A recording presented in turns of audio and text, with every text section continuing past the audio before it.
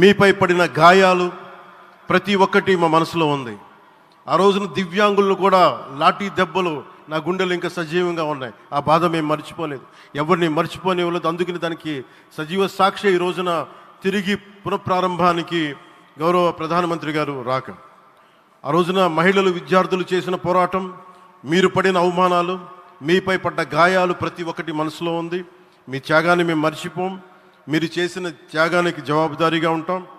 బాధ్యతగా అమరావతి నిర్మాణం జరిగేలా సాయశక్తుల ఈ కూటమి ప్రభుత్వం కృషి చేస్తుంది.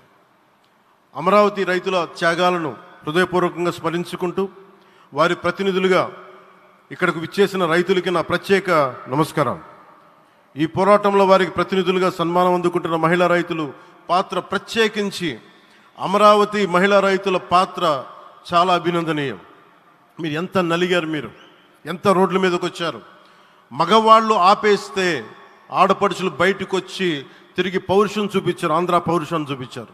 మీరికి నా ప్రత్యేక అభినందన.